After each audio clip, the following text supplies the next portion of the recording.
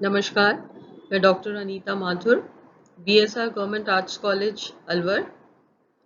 मैं BA honours part 2 के लिए जो बायोज्योग्राफी का पेपर है उसका आज एक नया चैप्टर आपको यहाँ पे स्टार्ट करवाऊंगी।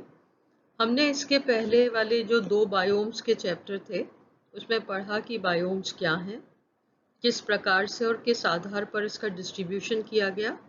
फिर सेकेंड लेक्चर में हमने भूमध्य रेखीय जो बायोम है उसके बारे में पढ़ा कि वहाँ की जलवायु कैसी है, वहाँ की मिट्टी कैसी है, वनस्पति, जीव जंतु, मानव हस्तक्षेप, इन सब पॉइंट्स के आधार पर हमने उनका अध्ययन किया। आज हम दूसरे बायोम पर आते हैं जिसे हमने नाम दिया है मानसूनी पर्णपाती वन बायोम। पर्णपाती से क्या आशय होता है? जो जहाँ की वनस्पति वर्ष में एक बार अपनी पत्तियां गिरा देती हैं, तो इस आधार पर इसका नाम रखा गया मानसूनी पर्णपाती बायोम।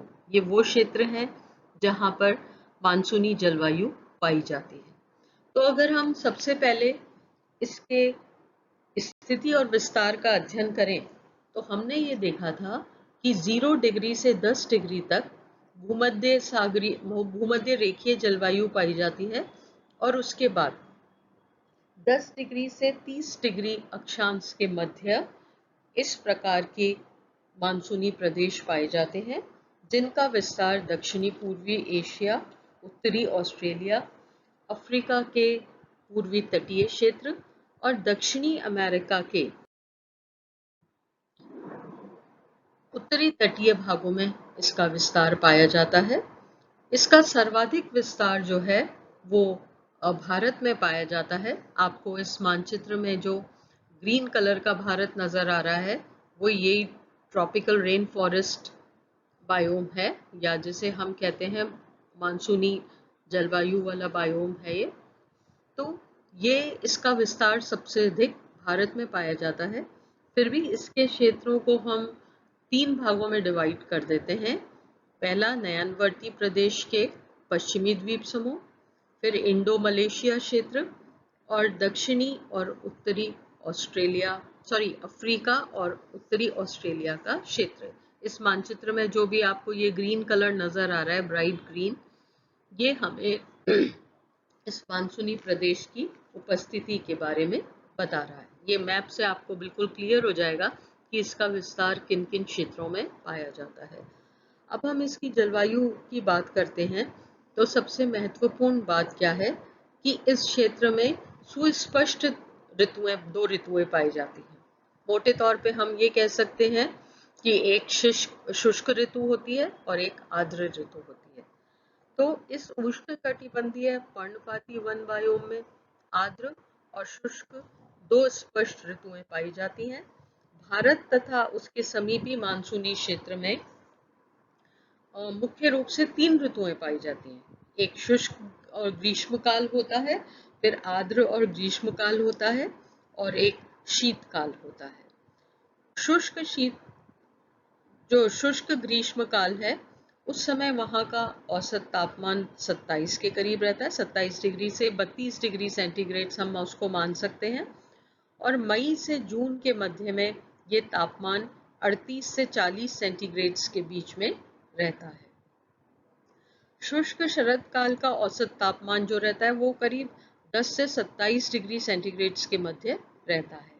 इस बायोम में शुष्क ऋतु की अवधि जंतु और वनस्पति जगत को सर्वाधिक प्रभावित करती है। इस क्षेत्र में औसत वार्षिक वर्षा की बात करें तो लगभग 1500 मिलीमीटर या इससे अधिक भी होती है, परंतु ये जो वर्षा का औसत है ये बहुत कम ज्यादा होता रहता है।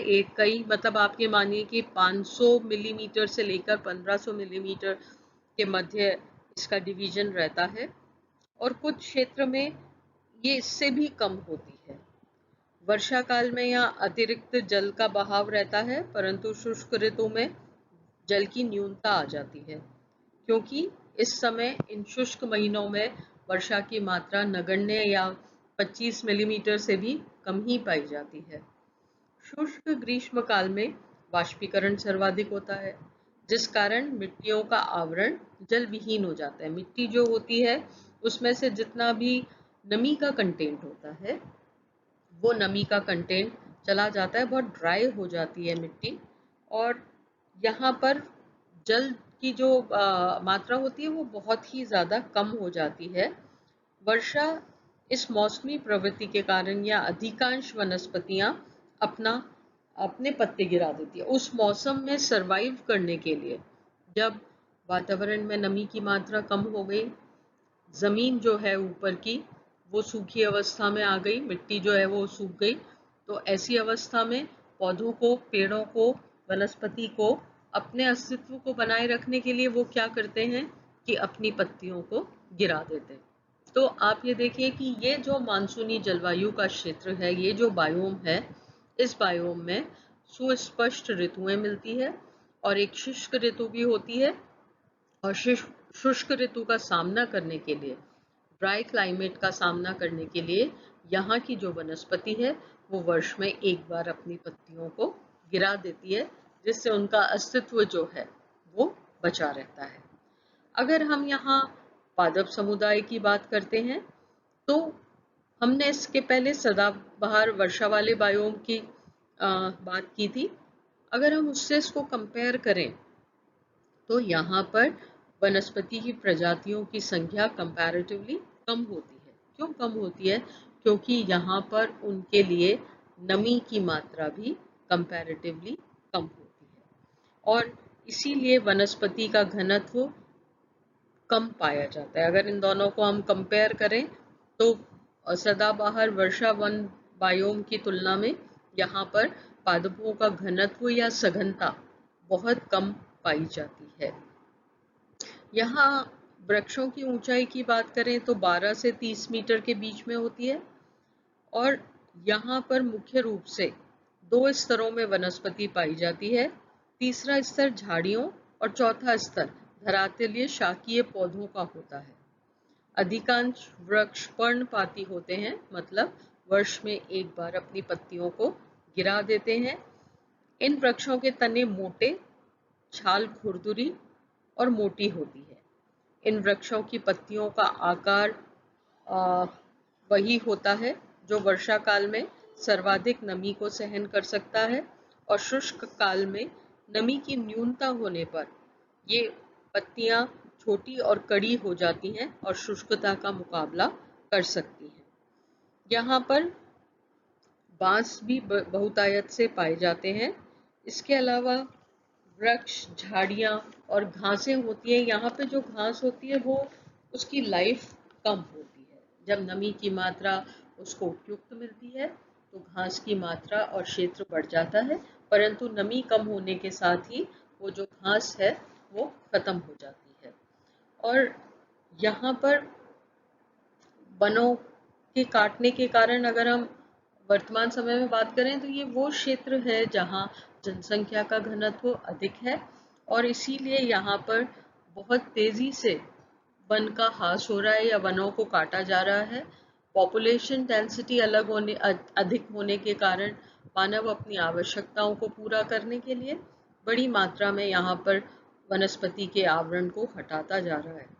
और ये जो है इसके जो इस क्षेत्रों के वन है ये बहुत ही एक पर्यावरण को हानि पहुंचा रहे हैं। इनकी संख्या तेजी से कम हो रही है, तो इस क्षेत्र में हमें इस प्रकार के प्रयास करने चाहिए कि हम वनों को कटने से रोक लें। अब हम इस क्षेत्र के वनस्पति के बाद जंतु समुदाय का अध्ययन करते हैं।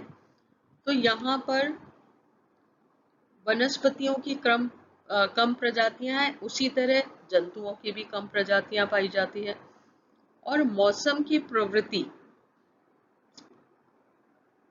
के आधार पर ये सारी चीजें डिसाइड होती है। यहाँ पर वर्षा काल में घना आवरण रहता है, पत्तियों का पूर्ण विकास होता है और शुष्क मौसम में पत्तियों का गिरना और जो शाकीय पौधे हैं उनका सूखना की क्रिया हमेशा जारी रहती है। तो वनस्पति की मौसमी प्रवृत्ति के कारण जंतुओं के प्रजनन में मौसमी प्रवृत्ति और मौसमी प्रवास होता है। पूर्वी अफ्रीका में इन दो मौसमों में पक्षी 2 बार प्रजनन करते हैं। स्तनधारी जंतुओं में लघु तीक्ष्ण दांत वाले जंतु, जिसमें हम चूहे का नाम भी ले सकते हैं, से लेकर बड़े आकार के हाथी और हिप्पोपोटामस तक पाए जाते हैं।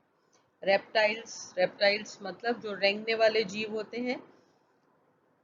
मछलियां जो रीढ़ विहीन जंतु होते हैं, इस क्षेत्र में उनकी अनेक प्रजातियां पाई जाती है। कीटों की अगर हम बात करते हैं तो मच्छर यहाँ पर सर्वाधिक पाए जाते हैं और ये जो क्षेत्र है ये बहुत बड़ा मलेरिया ग्रस्त क्षेत्र विश्व में माना जाता है। हालांकि अब स्थितियों में सुधार हुआ है, काफी हद तक मलेरिया पे काबू कर लिया गया है, परंतु ये इसका इतिहास रहा है कि विश्व में ये जो क्षेत्र हैं ये मलेरिया प्रोन क्षेत्र पाए जाते हैं। इसके बाद हम मानव हस्तक्षेप की बात करते हैं तो उष्ण और उपोष्ण कटिबंधीय मानसूनी पर्णपाती वन विश्व के सर्वाधिक विशुद्ध पारिस्थितिक तंत्रों में से एक है। यहाँ पर प्राकृतिक और मानवीय दोनों क्रियाएं और प्रतिक्रियाएं वनों का बड़े दोनों क्रियाएं चलने के कारण वनों का बड़े क्षेत्र में यहाँ पे विनाश हुआ है। वही मेन बात यह है कि यहाँ पे जनसंख्या का घनत्व बहुत अधिक है और जनसंख्या की आवश्यकताओं को पूरा करने के लिए बड़ी मात्रा में वनों का विनाश हुआ है, या तो प्राकृतिक कारणों से, जिसमें हम ये मानते हैं कि कई इस प्रकार की आपदाएं आती है, या मनुष्य के असावधानी से। यहाँ पर आगजनी की घटनाएं भी बहुत अधिक होती हैं। पहाड़ी क्षेत्रों पर मनुष्य कृषि हेतु वनों को प्रतिवर्ष जानबूझकर भी जलाता है, क्योंकि उसको वहां पे सफाई करने के लिए सबसे उचित तरीका वो ही नजर आता है। उदाहरण के लिए अगर हम भारत के उत्तरी पूर्वी पहाड़ी क्षेत्रों में झूम कृषि प्रणाली या स्थानांतरित कृषि प्रणाली का अध्ययन करें तो उसमें हम देखेंगे कि वहां पर जगह को, जमीन को साफ करने के लिए बड़ी मात्रा में वनों को जलाया जाता है। तो इस प्रकार की घटनाएं इस क्षेत्र में बहुत कॉमन है। विगत 100 वर्षों में आर्थिक उद्देश्यों से इस बायोम में वनों का बहुत निर्ममता से सफाया किया गया है। वास्तविक वन क्षेत्र देश विशेष के भौगोलिक क्षेत्रफल के 10 से 12% ही रह गए हैं। ये बहुत नाजुक स्थिति है और मानव के अत्यधिक हस्तक्षेप की वजह से ये क्षेत्र जो है ये एक बहुत डेंजरस जोन में चला गया है। यहाँ पर इतना अधिक वनों का विनाश होने की वजह से क्या उसका प्रतिफल क्या आ रहा है? पारिस्थितिकीय समस्याएं पैदा हो रही हैं, जीवों की संख्या में कमी आ रही है और बहुत सारी प्रजातियां ऐसी हैं जिनके विलुप्त हो जाने का संकट जो है वो खड़ा हो गया है। हमने देखा भारत में इस प्रकार की बहुत सारी जातियां हैं जो बहुत डेंजर जोन में आ गई है, जैसे शेर, चीता, हाथी, ये सब हम इसको संकटनापन्न प्रजातियां, मतलब जो डेंजर जोन में आ गई है उसमें रखने लगे हैं। और सामूहिक हनन के कारण भारतीय रीनो विलोपन की स्थिति में आ गया। जो राइनो होता है उसको गैंडा होता है, उसकी भी वो विलुप्तीकरण की स्थिति में आता जा रहा है। गिर जंगल के व्यापक स्तर पर विनाश के कारण उसमें रहने वाले तेंदुआ, हिरन, सांभर, भारतीय गजल, नीलगाय, वो भी एक डेंजर जोन में आ गए हैं। वनों के विनाश के कारण मिट्टियों का क्षय बहुत तेजी से हो रहा है, क्योंकि वृक्षों को काट दिया गया है तो मिट्टी का जो लेयर्स हैं वो लेयर्स लूज हो गई हैं, इसलिए जब बारिश आती है तो वो मिट्टी बारिश के साथ बह जाती है। तो ऐसी स्थिति में बहुत ज़्यादा समस्याएं हमारे सामने आ रही है। वो सारी मिट्टी नदियों में पहुंच रही है और नदियों को उथला कर रही है, जिससे बारिश के सीजन में बहुत सारी प्रॉब्लम्स आ रही हैं। तो ये जो क्षेत्र है ये हम ये मानते हैं कि विश्व का, अगर हम एक मोटे तौर पर इस क्षेत्र की बात करें, इसके मोटे मोटे पॉइंट्स हम देखें तो हमें ये समझ आएगा कि ये जो क्षेत्र है ये मानसूनी जलवायु वाला क्षेत्र है।